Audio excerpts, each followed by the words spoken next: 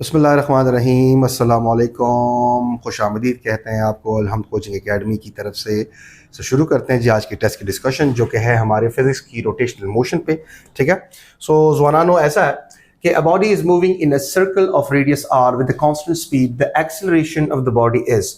सो अगर वो सर्कल में मूव कर रहा है और उसने आपसे कह दिया हुआ है कि स्पीड कांस्टेंट है, तो कांस्टेंट स्पीड का आपको क्लैरिटी से पता होना चाहिए कि जब स्पीड कांस्टेंट हो, यानी कि मैग्नीट्यूड ऑफ द वेलोसिटी क्या हो, कांस्टेंट हो। ठीक है जी, तो आपके पास एंगुलर स्पीड भी कांस्टेंट रहेगी ना। This is a simple text book information. ठीक है, और ये आपके पास फिर बन जाता है यूनिफॉर्म सर्कुलर मोशन। ठीक है जी, और जब ये यूनिफॉर्म सर्कुलर मोशन होगा, यूसीएम, तो यूनिफॉर्म सर्कुलर मोशन का मतलब है कि the only acceleration will be the acceleration due to the change in the direction of velocity. ठीक है जी, राइट, लिख पॉज का। ठीक है, राइट। सो अब क्या होगा भाई, सिंपल सी बात है कि सॉरी फॉर दैट, कॉल दरमियान में आ गई थी यार, सॉरी फॉर दैट। ठीक है, सो जब यूनिफॉर्म सर्कुलर मोशन में होगा, so the only acceleration will be the centripetal acceleration, जो कि हमेशा होता है towards the centre, and that is the acceleration only due to the change in the direction of velocity, only due to the change in direction of velocity, in direction of velocity। ठीक हो गया भाई, and that is always pointing towards the center of the circle perpendicular to the tangential speed। ठीक हो गया भाई, perpendicular to the tangential speed, because यहां पर tangential speed इस तरफ, फिर इस तरफ, फिर इस तरफ, फिर इस तरफ। ठीक है, so that is the centripetal acceleration, the correct option is alpha। ठीक है जी, नेक्स्ट की तरफ बढ़ते हैं, 128 पर आ जाते हैं जी। A car is traveling at 60 metre per second, ये इस तरह मीटर पर सेकंड होना चाहिए था, सही है जी, सो डोंट माइंड इट, ये गलती से थोड़ा सा हुआ है।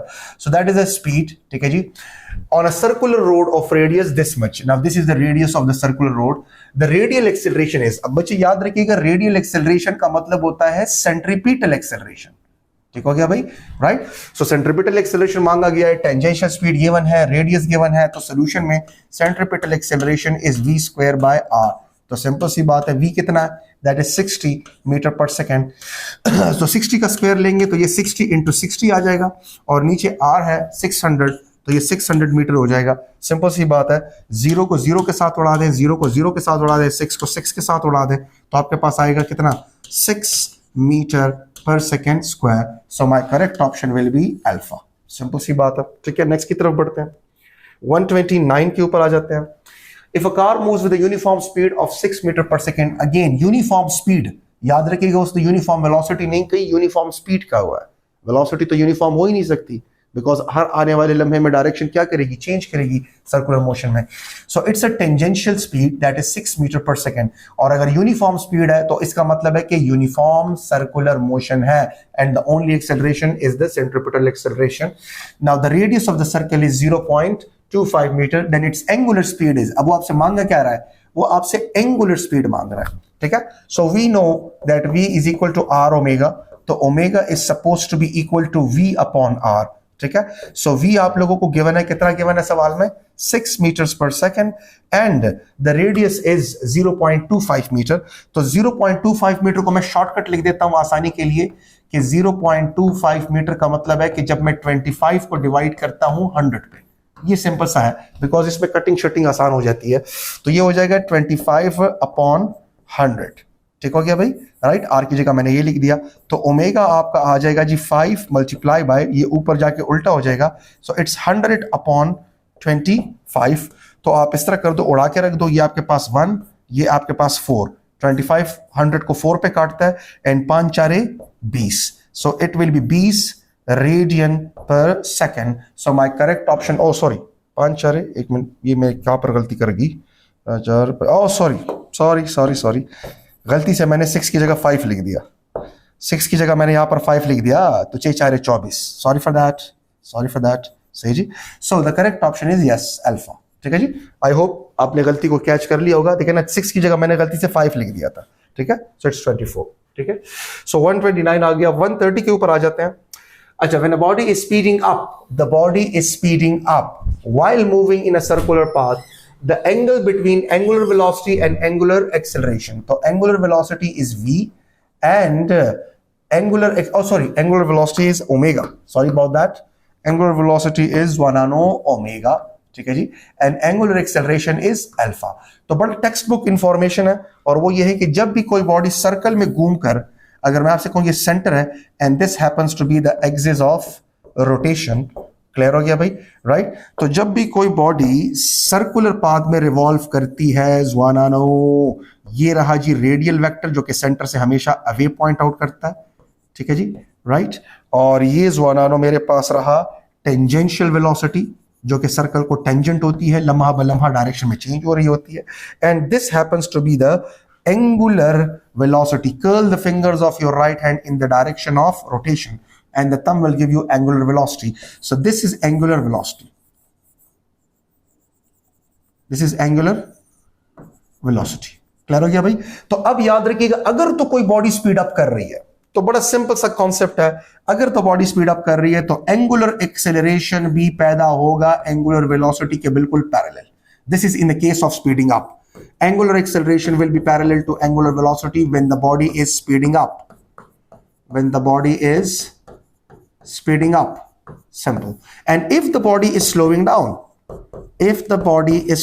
down, ठीक है, तो सिंपल एंगुलर एक्सेलरेशन आपका पैदा होगा एक ऐसी डायरेक्शन में कि वो एंगुलर वेलोसिटी के बिल्कुल एंटी पैरेलल हो. That is angular acceleration will be completely anti parallel to angular velocity. So चूंकि the body is speeding up, so मेरा करेक्ट ऑप्शन होगा कि भाई एंगुलर एक्सेलरेशन वेक्टर और एंगुलर वेलोसिटी वेक्टर के दरमियान एंगल कितना है? 0 डिग्री है, because they are now parallel.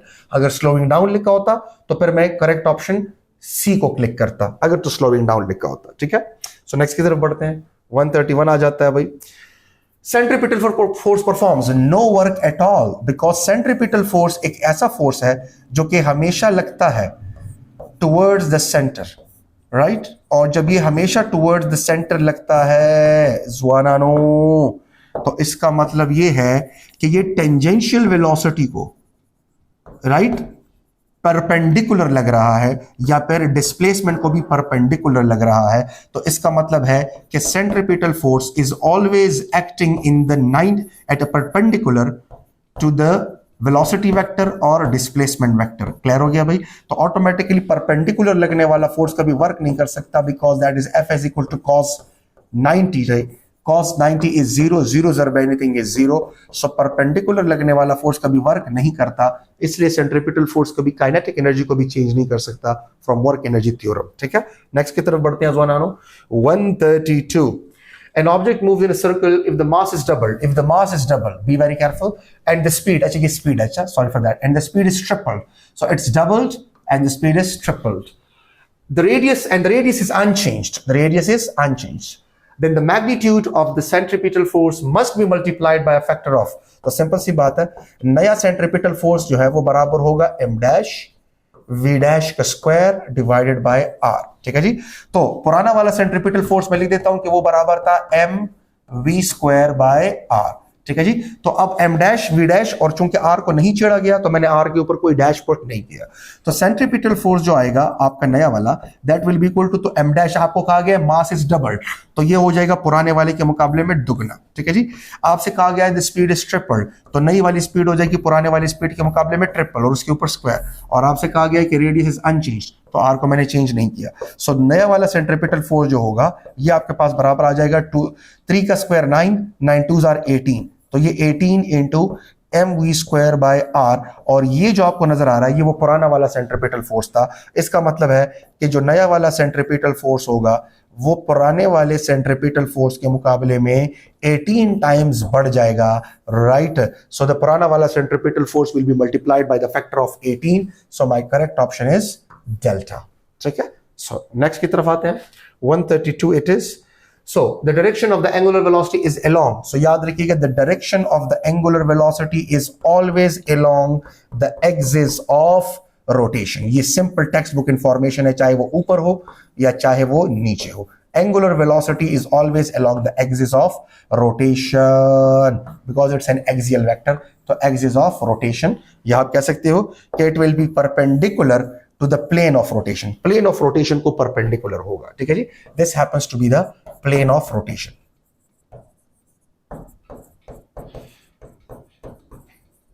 Clear हो गया भाई? ठीक है, नेक्स्ट की तरफ बढ़ते हैं. 134 it is 5 times the circumference subtend an angle as. तो याद रखिएगा जब एक सर्कमफेरेंस होता है ना, तो जो रेवोल्यूशन में एंगल कवर होता है वो 1 रेवोल्यूशन होता है, राइट. डिग्री में जो एंगल कवर होता है वो 360 डिग्री होता है, और रेडियन में जो एंगल कवर होता है वो 2 पाई रेडियंस होता है. तो अगर एक सर्कमफेरेंस सेंटर के ऊपर 2 पाई रेडियंस कवर करवाता है, सो 5 सर्कमफेरेंस कितने करेंगे? सो एक के लिए 2 पाई, तो 5 के लिए ये 10 पाई हो जाएगा. तो मेरा correct option is 10 pi radiance, because 1 circumference जितना एंगल क्रिएट करता है रेडियन में वो 2 पाई है. तो 2 सर्कमफेरेंस जो है वो 4 पाई, 3 सर्कमफेरेंस 6 पाई, 4 सर्कमफेरेंस 8 पाई, और 5 सर्कमफेरेंसेस जो होंगे वो 10 पाई रेडियस कवर करेंगे. बीटा 135 के ऊपर आ जाते हैं. Body of mass this much. So आपको मास गिवन है, ठीक हो गया भाई, is moving in a circle of radius this much, radius given है, with an angular velocity of this much, angular velocity given है, then the centripetal force is. तो centripetal force is actually equal to mr omega square, because उसने angular velocity दी है तो ये mr omega square होगा. तो centripetal force आपके पास आ जाएगा, m कितना है जी 10 किलोग्राम, और r कितना है भाई 2 मीटर, और ओमेगा कितना है जी 4, और 4 का हमने लेना है स्क्वायर. तो सेंट्रीपिटल फोर्स आपका बराबर आ जाएगा 10 into 2 into 16. ठीक हो गया भाई? तो सेंट्रीपिटल फोर्स आपका बराबर आ जाएगा 10 into 2 that is 20 and 20 into 16. तो 20 into 16 जरा आप कर लें तो ये आ जाएगा 0 0 and 6 दूने 12, एक कैरी हुआ 2 और ये 3. So that will be 320. So centripetal force is 320 Newton. So my correct option is Charlie. Simple. ठीक है? So next की तरफ बढ़ते हैं. 136 it is. The angular speed of the particle moving in a circle is 8 pi radian per second. Now this is angular speed. Its period of motion is, यानी कि आपसे time period required है, right? So we know that angular velocity, Zwanano और Khamarano, angular velocity is equal to कितना angle cover होता है और कितने time में. So for 1 revolution हमें पता है 2 पाई रेडियंस कवर होगा, और कितने टाइम में? टाइम पीरियड वाले टाइम में, कैपिटल टी वाले में, राइट. तो सिंपल सी बात है, टाइम पीरियड आपसे रिक्वायर्ड है और ओमेगा आपको गिवन है. तो ओमेगा कितना गिवन है? दैट इज 8 पाई. तो इसकी जगह लगा देना 8 पाई, ठीक है जी, और उस साइड पे आ जाएगा 2 pi by capital T, right. तो इसको हम लिख देंगे कुछ इस तरह से, टी को उधर ले जाओ, 8 पाई को इधर ले आओ. सो टाइम पीरियड वाला जो टी होगा that will be 2 pi by 8 pi. Pi और पाई यू बोल सर उखड़ो. So time period is equal to 1/4. 2 1s are 2, 2 4s are 8, 1/4 बिल्कुल जी, दैट इज 1 डिवाइड बाय 4. तो 1 को जरा 4 पे डिवाइड कर लो तो नहीं होगा, तो ये 0 डेसिमल, 4 2s are 8, 2 कैरी हो जाएगा, ठीक है जी. फिर से आपको फिर से आपको 0 लगाना पड़ेगा. सो 2 5s are yes, sorry 5 4s are 20, बिल्कुल जी, क्लियर. तो आपके पास 0.25. So correct option is 0.25. बिल्कुल जी, क्लियर हो गया, राइट. तो इट इज 0.25. ठीक है, आगे जाते हैं जी. 137. A stone is whirled in a vertical circle at the end of the string. तो देखिए ना, स्टोन इज whirled, तो सिंपल सी बात है, एक वर्टिकल सर्कल है और उसमें एक्चुअली स्टोन को क्या किया गया जाए, उसको घुमाया जा रहा है. When the stone is at the lowest point, when the stone is at the lowest point, when the stone is at the lowest point, this happens to be the lowest point. The tension in the string is, तो याद रखिएगा, the tension in a string. Tension is a force which always acts along the length of the string. This happens to be the tension force. And at the lowest point, say ji, the force of gravity will be acting downward toward the center of the earth, and also the centrifugal force, which is actually mv square by r, is also acting away from the center of the rotation, center of the circle. So the tension over here is actually trying to balance out both the forces, weight as well as mv square. So the tension over here will be balancing weight plus mv square. So tension lowest point पे सबसे maximum पर होगा, because उसे दोनों forces के मजमूए को क्या करना है, न्यूट्रलाइज करना है या बैलेंस करना है. So the tension will be maximum at the lowest point. अगर ये highest point पूछ लिया जाए, highest point पे the tension will be minimum. ठीक है, नेक्स्ट की तरफ बढ़ते हैं. 138. In case of planets, the necessary centripetal force is provided by gravity. यार सिंपल टेक्स्ट बुक इंफॉर्मेशन है, टाइम जाया ना करो, ठीक है। आगे बढ़ते हैं, 139 के ऊपर आया। What is the angular velocity of the particle when its frequency is 100 hertz? तो frequency given है, so omega is actually equal to 2 pi f. This is the formula. So omega is actually equal to 2 pi और frequency कितनी है 100. So omega is actually equal to, तो ये आपके पास आ जाएगा 2 into 3.14 into 100. Now everyone should know that 2 into 3.14 is actually 6.28 and you multiply 6.28 with 100, so it is nothing but 628 radian per second. So मेरा correct option बनता है 628. देखा ना, ये कर दो ना 6 और ये कर दो आपके पास 28 multiplied 10 raised to a power क्या हो जाएगा -2 multiplied 10 raised to power +2. Basis same है, पावर ऐड हो जाएंगे, -2 + 2 is 0, anything to the power 0 is 1. तो क्या रह गया 628. नेक्स्ट की तरफ बढ़ते हैं, 140 आ गया भाई। अच्छा, acceleration of a rotating clockwise, अच्छा sorry, a body is rotating clockwise with a decreasing angular velocity. ये बड़ा इंपॉर्टेंट जुमला है। A body is rotating clockwise, so this is a clockwise, let me draw it for you. This is a clockwise, this is a clockwise, so clockwise, ठीक है जी, clockwise but decreasing angular velocity. Now सबसे पहले angular velocity, curl the fingers of your right hand in the direction of rotation, curl the fingers of your right hand in the direction of rotation and thumb will give you angular velocities. Now the angular velocity is actually pointing into the board, ठीक है जी, but at the same time it is decreasing. So if it is decreasing, then the angular acceleration will be anti-parallel to the angular velocity. So the angular acceleration is going to be out of the board. सही जी, so इसका मतलब है कि the angular acceleration will be out of the board या out of the plane of rotation. Simple सी बात है, ठीक है, ये सिंपल सा कॉन्सेप्ट हो गया। अब नेक्स्ट की तरफ बढ़ते हैं, 141 की तरफ आते हैं। The angular speed for hour hand of the clock in radian per second is, तो ये तो आपको पता होना चाहिए कि एंगुलर स्पीड हावर हैंड की क्या होगी। सो वो कितना एंगल कवर करता है, कितने टाइम में कवर करता है, तो वो एक रेवोल्यूशन में 2 पाई रेडियंस कवर कर लेता है। और चूंकि रेडियन पर सेकंड में मांगा जा रहा है, तो एक मरतबा जब हावर हैंड रिवॉल्व हो जाए सो वो जाते हैं 12 आवर्स।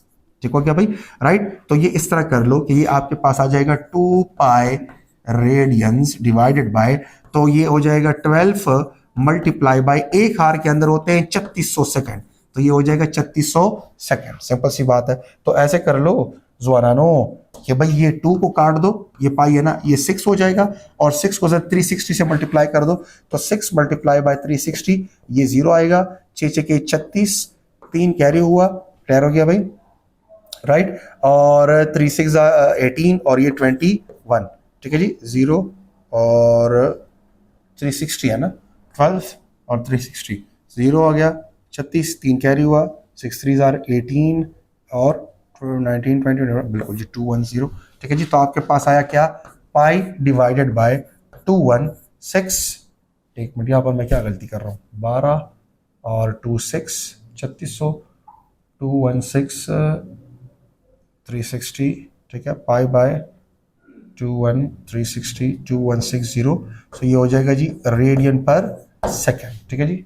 6 के साथ काटा, 2 पाई, 12 आवर्स, 1 हावर हैंड है ना, यस हावर हैंड है, ठीक है। सो 12 आवर्स हो गए, ठीक हो गया भाई, 1 हाँ एक यही तो मैं 360 लिखा हुआ है ना, मैंने क्या चक्का चक्कर चल रहा है, 3600 सेकंड, सॉरी फॉर दैट, बोल 36 हो रहा हूँ और लिखा 360 है मैंने, ठीक है। तो ये 0 आ गया बिल्कुल जी, यहाँ पर एक और 0 आ जाएगा, ठीक है जी, बिल्कुल सॉरी फॉर दैट। सो ये आ जाएगा pi by 21600 radian per second. So yes, मेरा करेक्ट ऑप्शन हो जाए पाई divided by 21600 radian per second, ठीक है। नेक्स्ट की तरफ बढ़ते हैं, 142। The centripetal force acting on a body rotating in a circle of radius r is F. If the body moves in a circle of radius 1/4 of the initial value, keeping the speed constant, ठीक है जी, and radius is 1/4, then the percentage change in the centripetal forces. तो आपसे कहा जा रहा है कि initially जो सेंट्रीपिटल फोर्स है वो mv²/r है, फाइनली जो सेंट्रीपिटल फोर्स आ गया डैश वाला, ना तो मैंने मास को छेड़ा ना मैंने स्पीड को छेड़ा, हाँ जो नया वाला रेडियस था वो मैंने पुराने वाले रेडियस के मुकाबले में 4 गुना कम कर दिया। तो जब मैंने 4 गुना कम कर दिया, सो जो नया वाला सेंट्रीपिटल फोर्स होगा तो ऑब्वियसली ये 4 ऊपर मल्टीप्लीकेशन में चला जाएगा, सो it will B 4 times of mv² upon r, यानी कि जो नया वाला सेंट्रीपिटल फोर्स हो गया वो पुराने वाले सेंट्रीपिटल फोर्स के मुकाबले में 4 गुना बढ़ गया। मानता हूं वो 4 गुना बढ़ गया, लेकिन चेंज कितना आया? चेंज तो 3 आया ना, बिकॉज उस 4 में से तो एक वो पहले से था। देखे ना, centripetal force is equal to, अगर मैं लिख दूं कि ये F प्लस 3F है तो यस लिख सकता हूं। अब ये F तो वो पहले से था ना, F तो वो पहले से था, चेंज अगर आया है तो वो 3 आया, यानी कि द चेंज इज 300%। ठीक हो गया भाई? So the new centripetal force is increased 400 times, times का मतलब है मल्टीप्लाई करना, but the change is 300 right %